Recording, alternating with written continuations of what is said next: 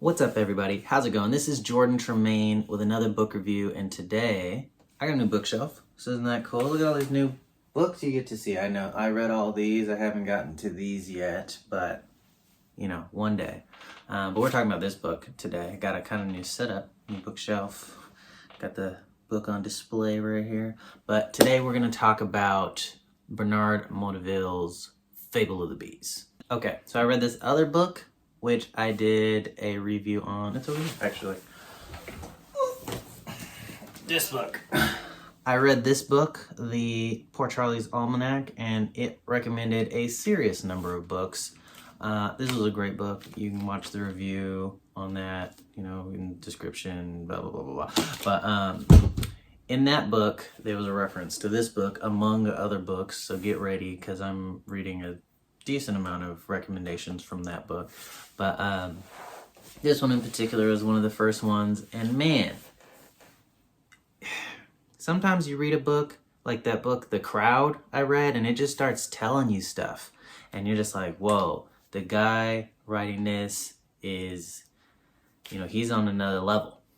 It also kind of reminded me of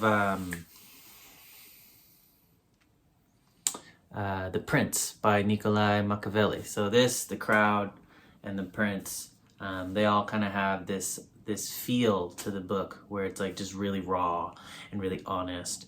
And so let's get into it and talk about it.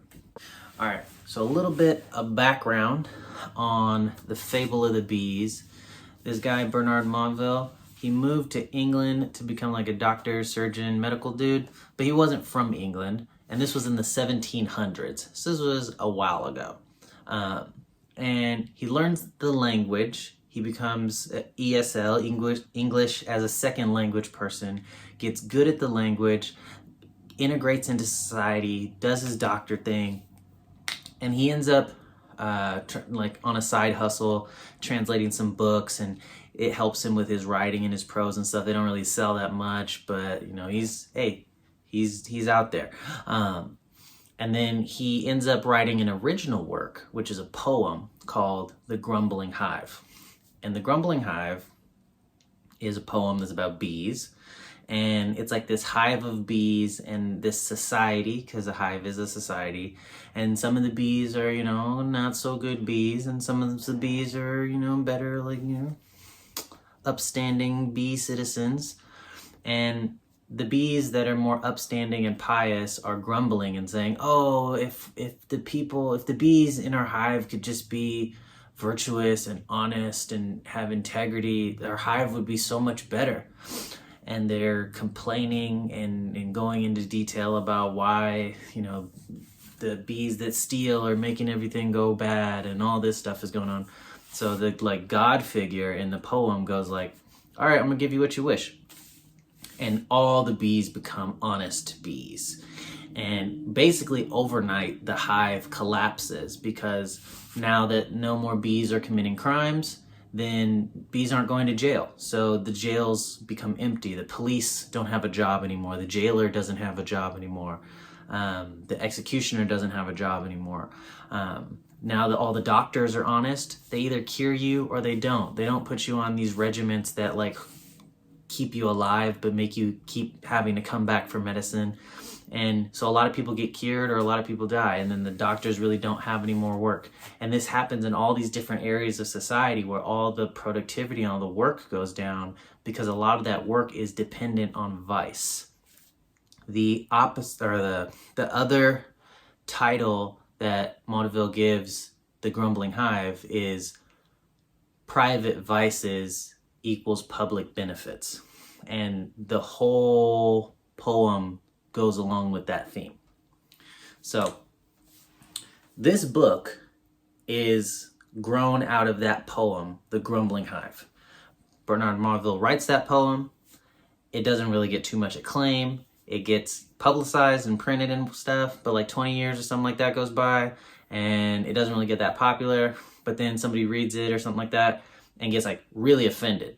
Because back then, way more than it is now, even though it still is now sometimes, people were very, in 1700s England, interested in Christianity and being virtuous and how that's how you build a good society, and a lot of their laws and beliefs and culture were based on that. And then here comes Mandeville, who is not English, but he lives in England. He's assimilated, but he's not from there.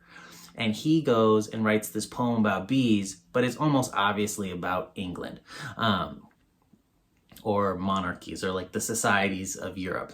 And he's saying that actually, even though I know you guys love your virtue and you think that's the gateway to heaven and all that stuff, vice is important. Because if you don't have vice, then everything falls apart.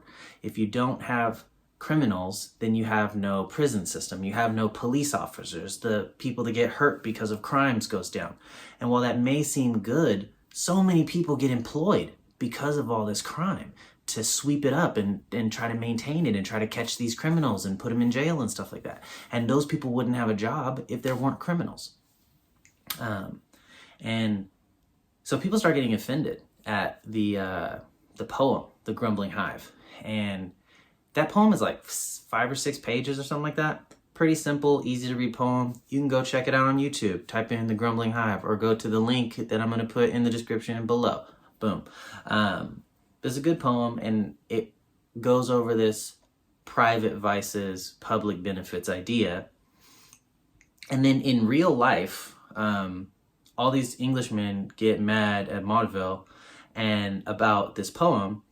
And they're like, this is ridiculous. You're saying vices are good. You're going to mislead the people. This is going to corrupt our society. This is blasphemous, blah, blah, blah. I don't know why I have a Southern voice, but imagine that was an English voice. Anyways, they get all mad at him, and he writes a defense of his poem, because people like post publicly, like in papers and stuff, or they write down and share their ideas that are criticisms of the Grumbling Hive. And then Mandeville writes back, and he's like, well, here's a defense of the Grumbling Hive. And this goes on for like 30 years. And this book slowly starts to take shape because it's just this amassment of defenses of the Grumbling Hive.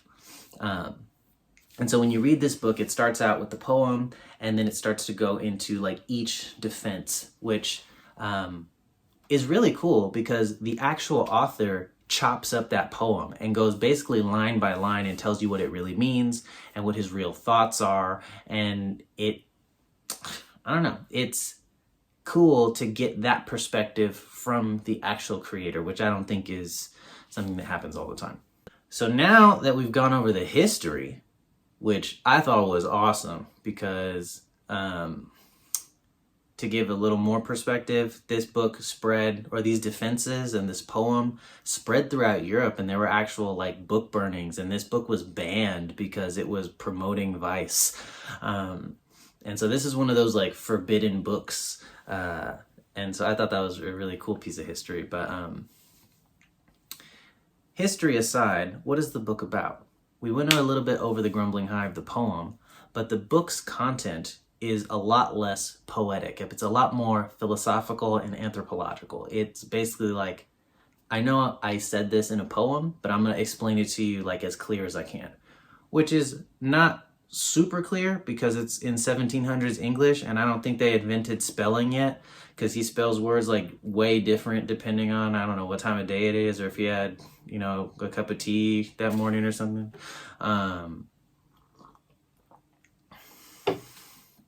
But it's basically like how Shakespeare is like wilding out with the spelling and stuff. But you can understand it good enough. It's phonetically correct enough.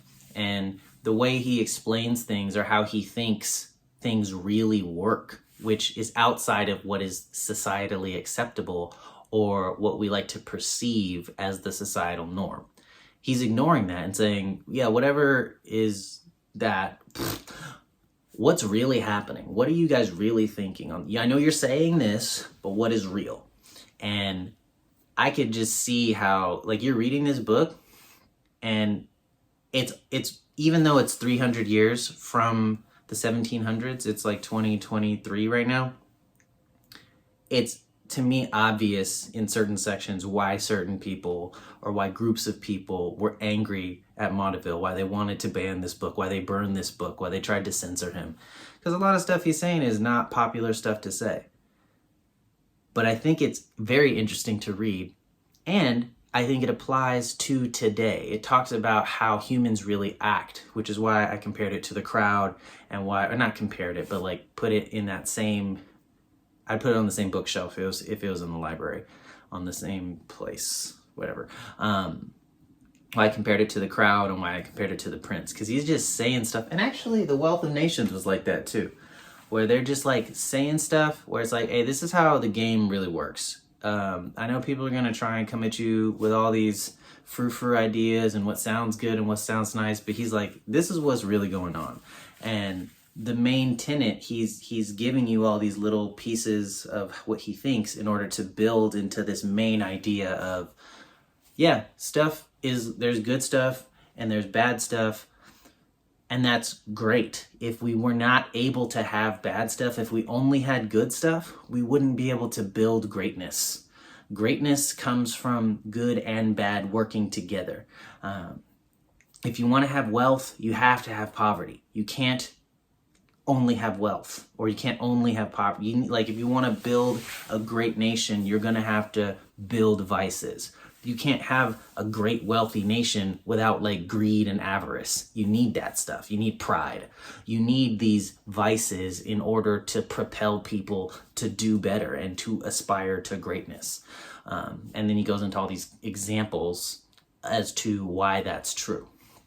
And so I really appreciate him. He did something that was super difficult, which in this book, kind of the background history that I was talking about is explained in the foreword of this particular copy of the book from Penguin Classics. So I really appreciated that. But he explained his ideas, even though they were unpopular. And this was not in America. And I'm saying that because the freedom of speech is something that I think a lot of people take for granted. He was not a poor person. He was not somebody that was in a second-class situation, but he was not in a country that was very keen on free speech at the time.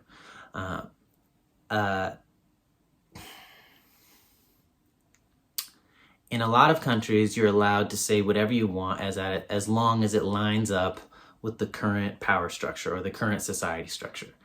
And Mandeville broke with that. He said something that people didn't agree with, and he said it fairly loudly. He wrote it down and printed out a bunch of copies and handed them out to different people, to the point where it got printed in different countries, and it got banned in different countries. He did what I would say an incredible work to share something that made people uncomfortable and persist in that, even though it was dangerous. Like, you're getting death threats, people are disagreeing with you. He has a practice as a doctor. Maybe people didn't want to be his patient anymore and stuff like that. But he thought it was important to share his ideas and explain what he thought. And he went and did that, even though it was unpopular at the time. And now I get to benefit from it 300 years later. And I think it's a really good book. So I'm glad he did that. And I'm bringing this up not specifically because the work is good. I do think this is a good work, but even if your ideas are bad or not the best or whatever, sharing them, even when they make other people uncomfortable, and I don't mean go around and make people uncomfortable on purpose, but being able to share your ideas and think freely is super important, whether or not you're correct. How are you even going to find out if you're correct unless you share your ideas and talk to other people? So I really respect this person as kind of a lead by example of, if you have an idea, tell. If you have an idea, don't be afraid to share it. And there may be serious consequences to sharing your ideas. Like when Galileo was like, yo, the world doesn't revolve, or the universe doesn't revolve around the earth, it revolves around the sun.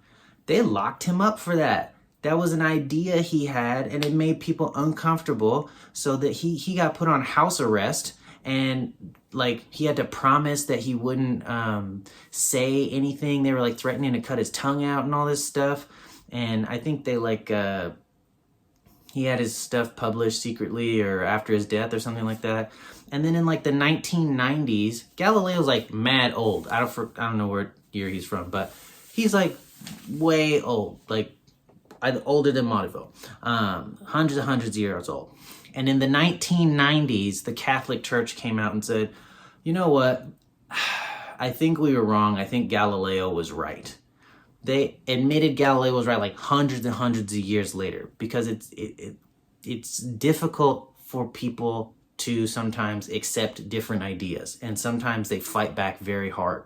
Sometimes they try to kill you, or they try to burn you at the stake, or crucify you, or whatever. And the people who are able to share their ideas, y'all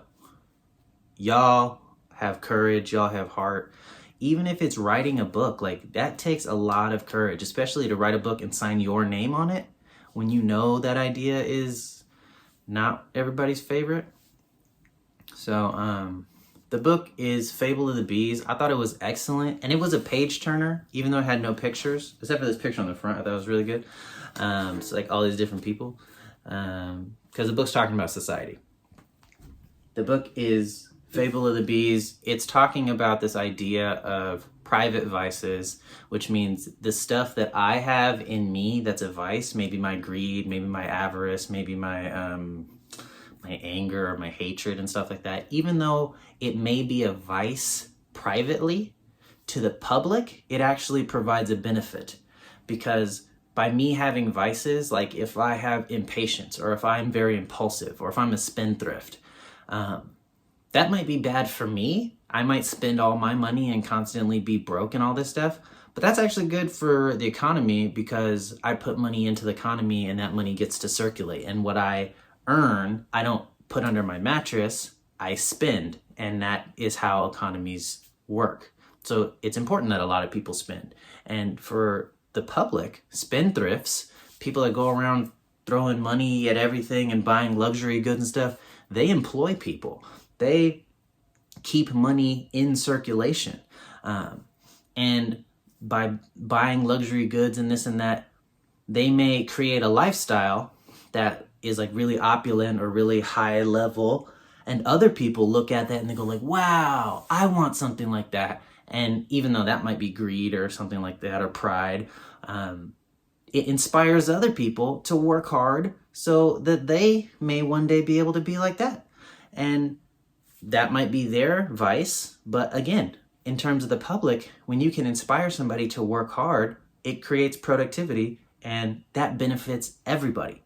So this treatise is like talking about this balance between good and evil, or vice and virtue, and why vice isn't the worst thing on the planet. It's actually necessary. And you can say necessary evil because vice is evil, but not in that connotation. He's saying vice is necessary as a part of the good. It is an ingredient that goes into a great nation or a great society. And the greater the society, the greater the vices. So, very interesting idea. Whether you agree with it or you don't agree with it, I think reading books is about learning new ideas and learning new models. And this is a great model to have in your head. And I think it really can help some people get over some mental blocks they have about other people and why they do the things that they do. And this can help make you less anxious or mad at other people. And you say, oh, well, you know, that's part of, like, on a grander scale, that might actually be good for everybody. So even though I don't like it and maybe it's annoying to me, maybe it is a good thing. I don't know. So this has been Jordan Tremaine Book Reviews. This book, Fable of the Bees, I recommend. I think you should read. I think everybody should read, even though it might piss you off to read because some of the stuff may go against what you think is acceptable, or it may be a taboo thing to read, but whatever. I recommend that. And yeah, keep on reading, guys. Talk to you later.